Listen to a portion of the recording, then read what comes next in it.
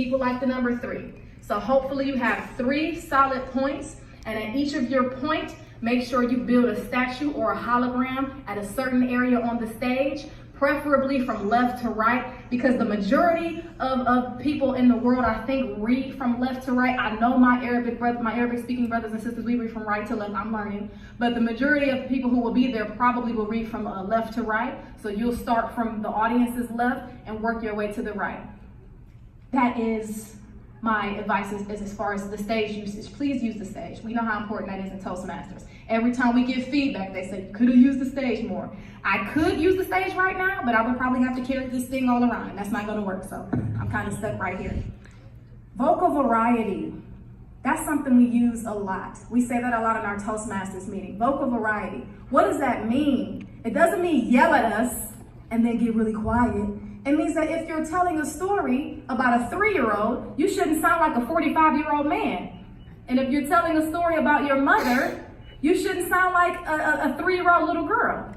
It's okay to take it to another level. It's okay to get out of your comfort zone a little bit. Give us some voices. Give us something that's going to catch us off guard. Use your voice in ways you've never used it before. Men, I know you have a lot of bass in your voice. I know you do. How high can you go? You ever try to go high? You ever try to go a little high? Or ladies, we tend to speak very softly and very high. Could you put some bass in your voice maybe if you're talking about how your husband did something? Just use your voice in a different way that you've never tried to use it before. That's vocal variety. And if you need to get loud, go ahead and get loud. And if you need to get soft, then go ahead and get soft. But use your voice in a way where you've never used it before. It's a tool. Use your voice as a tool. And then we all know the importance of what you wear.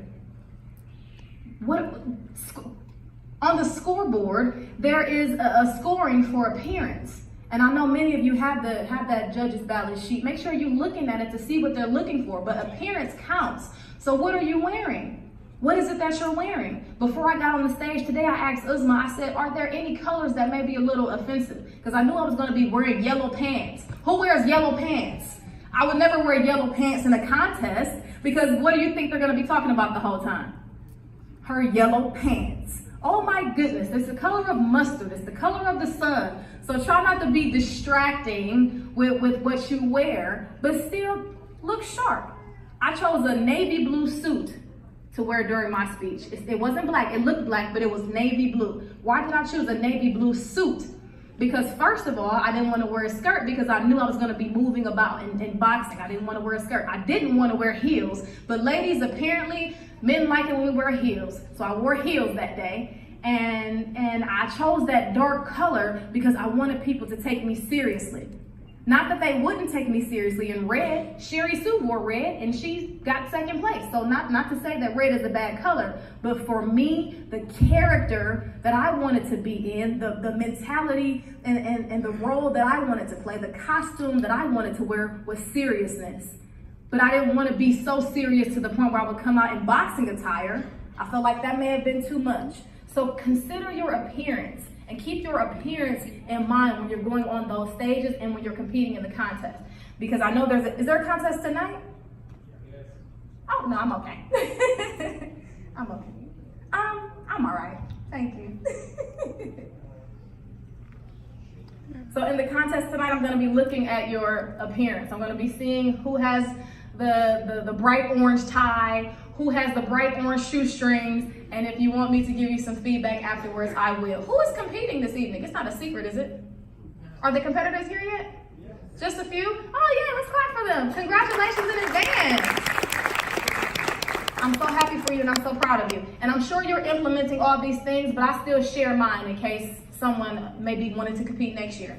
So I talked about vocal variety, I talked about appearance, I talked about stagecraft. We all know the importance of telling a story. We all know the importance of telling a story or telling a personal story. Why? Because we want to make that personal connection with you. We want to feel what you feel. We come in empty because we want the speakers to fill us up. So how are you going to make that connection with the audience? Most of us have children or we're in a family, so family is always a great way to connect. Humor in some type of way is always a great way to connect because as the audience, we came here to laugh. We want to laugh. We want to be entertained. We want to cry. How can you move us with your story? Tell an authentic story. You don't have to go deep into your personal problems or into your personal life, but just let us know that you are a human.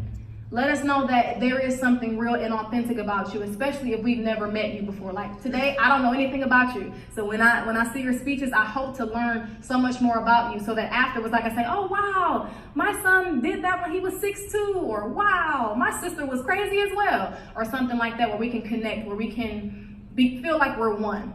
I feel like that's another reason why I had an advantage in the contest, because I was able to be vulnerable. I was able to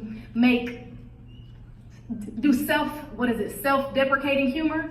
When I talked about, yes, I got divorced, but this is an international convention. Hey, single guys, here I am, where are you? It was a moment where I was able to be transparent and say, yes, I'm going through this, but let's all have a laugh together. Other tips that I can think of, the CTA. We know what the CTA is, right? Call to action. Yes, the call to action. I'm sure all of the competitors have a call to action. What is it that you're going to leave us with when you get off that stage?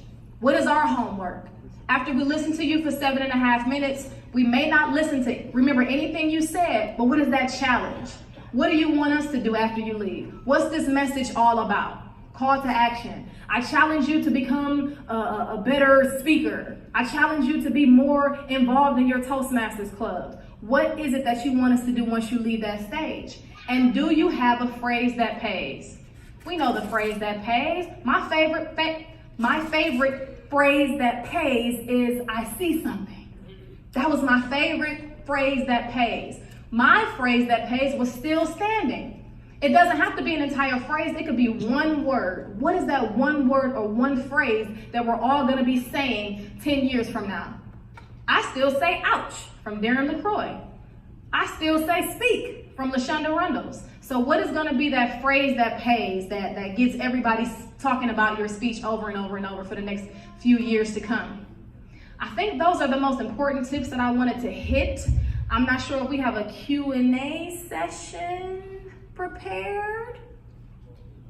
Tomorrow? Oh, that is tomorrow. Well, I think that I have given you a glimpse into my life story, and I have shared with you some of the tips that worked for me on the World Championship stage. If you have questions for me, I will be here tomorrow, and I can't wait to see this contest, and I know that's what we're all waiting for. So thank you so much for your kindness. Thank you all for living like a champion. I hope that you know that you already are a champion, and that nothing external is going to make you a champion until you first believe it within yourself. Thank you guys so much. Back to you.